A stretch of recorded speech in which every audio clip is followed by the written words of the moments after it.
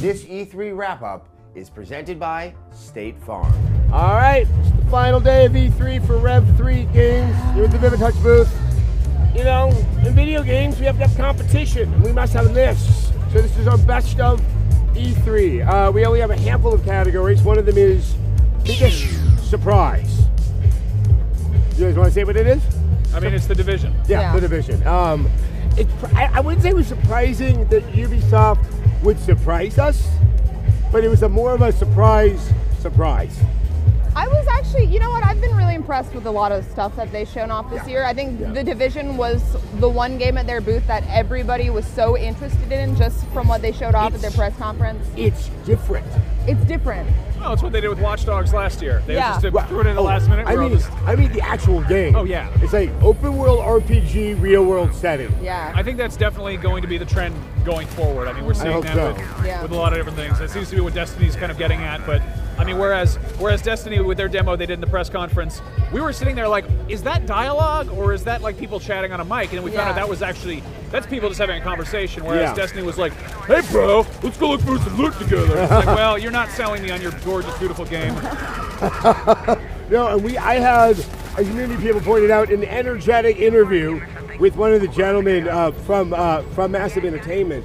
And it's so interesting how it's ambitious. This on paper is not the kind of thing that says this is going to sell well. It is gorgeous. I don't know how you level up a human being. I mean, there's all these interesting things, and that's what I love, that we have new tech. That means you can take chances, and this is a refashioning of the RPG, of the MMO, really. Yeah, and you know how they're getting away with it? How? They're putting the name Tom Clancy in the title. Yeah. Exactly. Yep. Yeah, I met Tom Clancy's son today. Yeah. His name is Thomas Well. Really? Yes. Just pro tip right there. All right. Oh. All right, so our next category is Best Original Game. Now, once again, bear this in mind, we are not judging it on its originality. It is a game that is not an established IP, so it's not a sequel, it's not a tie-in to a superhero or Mad Max or something like that. And we have chosen... Murdered. Sole Suspect. Yeah. The name, that they presented it, the name makes sense. Yeah. It's still not an original name. It's a confusing, weird name. Well, the thing is, I think Soul, S-O-U-L, is also a pun with S-O-L-E, not of the shoe, but he is a gumshoe, the guy who died. I mean, wait, I find this is, once again, I'm not going to say this is going to be the best game ever, but it's a detective game. That is one of the most challenging. I've always wanted a detective game, and L.A. Noire kind of went there, but trying to give you the experience of discovery and not puzzle solving that what detective games turn into, that's a challenge. I think they're throwing in ghosts and the supernatural and all that. You know, you actually get something that could be quite effective, and there was nothing else quite like it out here. Yeah. I'll give it that. There was some stiff competition in that category, I gotta say. There was a lot of originality. We are trying to spread some love all the way around. Yeah. Now here's the fun part. It's our favorite picks, because this will help illustrate we are very distinct tastes that make up Rev3Games. And these count as awards because there's only 3 of us. Exactly. Other outlets, your move. Yeah. All right, Tara, you start. I gotta go with The Witness. I saw that this morning in a presentation led by John Blow. I wasn't really sure what to expect when I went in, but the originality of that game, again, I feel like this also could have been a huge contender for Best Original Game. I love what he's doing, how he's sort of making an open world puzzle game, which you don't see a lot of, actually. A lot of puzzle games seem to have a lot of linearity to them. The world is beautiful that they've created, but what impressed me the most about it was how intuitive everything is, how it doesn't hold your hand at all. And John Blow is known for making, puzzle games like that, but personally, Braid never really struck me the way it did with a lot of people, and I feel like The Witness really grabbed me. I will say that I never thought Braid was particularly a beautiful game. The Witness looks gorgeous to me. Can you explain to me what the little maze thing is that they do? That's the basis of all the puzzles in the game, are just these panels that they have. And it's hard to explain because you start out just, tracing a line from one end to another, and it's like, it starts out like an iPhone game or something. But as you go along, you realize that the puzzles are actually integrated into the world and the environments. And it all starts to make sense when you see it. So it's a very simple puzzle within a world that is kind of exactly, that has puzzles. And you end up solving puzzles that you didn't even think were puzzles and that you did not know you were capable of solving. So there's something special there. Max? The Witcher. I get you there. I just walked out of there. The Witcher 3, The Wild Hunt. My God, it looks. If you compare The Witcher 1 and The Witcher 2, and notice that they are just worlds apart. This does the same thing with Witcher 2. It's an open world game. It's an open world game that has a lot of storytelling in it, you know, and it's done by CD Projekt Red, and they're not afraid to get a little bit mature, and they've definitely earned their right to get independent. They don't even have a publisher right now. They are just the belle of the ball because they can pretty much do whatever the hell they want. And the thing they wanted to stress is this is a very gray game, not aesthetically, not in terms of color, but in terms of decisions and morality. And there's really a chance to kind of see the cause and effect of different things you do in the game. One thing I want to point out: you can get in a boat, you can ride a boat around. There's a dynamic weather system, and for the first time that I can think of, you're hopping in a boat. If you go out and it becomes stormy, you will die in a shipwreck.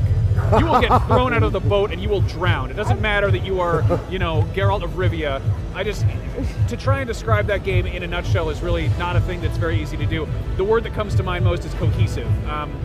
The combat looks very fluid. The acting, the characters, the writing, it all feels so much more alive than other open world RPGs we might have seen. And some of the stuff I was hearing too is that things you do early in the game, you may not see the ramifications until 20 hours in. Yeah. That's very exciting. I love those guys. My pick, which even surprised me, was Titanfall. I am not a huge fan of multiplayer. Obviously, multiplayer got really, really big, especially on the backs of Call of Duty. I've always wondered, I know I need to play, I need to do some of that. I think it's because I never found the fiction that excused the multiplayer to be all that compelling. Yeah. Because once I was like, oh, giant robots, I'm on the ground, I'm fighting the robots, and just parkour, it just opens up that sense of fun and that sense of play. Yes, of course, it's going to have a story that probably things are very dire, but that seems more fun. I'm not in a poor country shooting other people. Yeah. And I just really, it was that sense of enthusiasm. Also, it was one of the very few games here where I got a very clear picture of what you're doing in it and where that game is going. It was kind of a perfect demonstration of what the package is going to be. I feel like we're going to be seeing a lot more of those games now that sort of blend single and multiplayer together. And like what I love about Titanfall is that they haven't bothered with a single player. They're like, you know what? People want to play multiplayer games. We're not even going to bother. But there is a campaign, there is story. Yeah. And we're, there's a lot of that going. You see it with a lot of racing games. This idea that we're going to probably have to recalibrate our way of looking at a game. Yeah. But it's very hard when we're still in the old gen and we haven't gotten those games to sit down and play with at home. Yeah, it seems like they've understood their strength and capitalized on it. I can't fault something that has jetpacks and giant robots in it. Yeah, it's jetpacks and giants. It's half of Pacific Rim. Yeah. So, game of show. This means that the three of us had to come to an agreement, and I think those last picks demonstrate that is not accomplished very easily. We know what our favorites are, but what do we all three agree on really showed itself very well here? Destiny. Yeah, definitely. Yeah. I mean, obviously the long-awaited game that it earned some very cranky comments from me because of the way in which it was almost shown, not shown, almost shown, and not shown. Yeah. That game has had such an odd PR cycle to it. I feel like, like during the press conference, we finally got to see it off. I mean, they showed a huge chunk of the game also. Yeah. Was what you guys saw on the show floor different than what they showed during that press conference? I was able to see a demo that was pretty much that chunk of the game. Being closer to it, I was also in attendance at the Sony press conference. They had a very strange stage design, and so I could appreciate it, but it wasn't that sense of looking for all the details. Yeah. It's beautiful, but it also, you start to get the touch of, oh, this is a very large world, and you really, once again, moving in and out of the single and multiplayer, technically, remember, it's a shooter. There's a reason why real-time combat is not done in games that are MMOs for all intents and purposes, because of the ping. I mean, it's also technically very, very impressive. Yeah, I mean, regardless of your thoughts on the game itself, you can't deny that they're doing so many new things there and so many groundbreaking things. I mean, just the scale of the game is incredible. Scale. Yeah. I want to get lost in a beautiful place. It looks like a cross between a Turner painting and how I imagine the Clone Wars would look before any of the Star Wars prequels came out. It is just... No, sense of place. And that's such a key thing. I think also with your Witcher pick, you know, you really gravitate towards that. I like and video that mystery. games because they take me someplace else. Yeah, and that sense of continuing to discover and find things. Something, you know, when you look at the traditional MMO, the artifact of the game is so present in it that it's like, wouldn't it be cool if this could happen?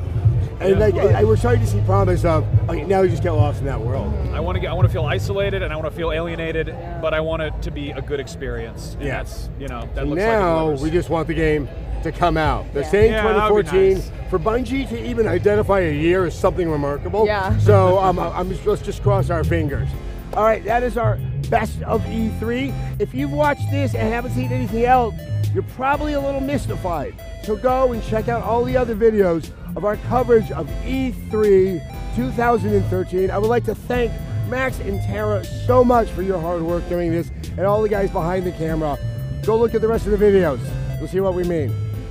Remember, in real life, you can't just reload your last save. Take your insurance game to the next level. Visit statefarm.com.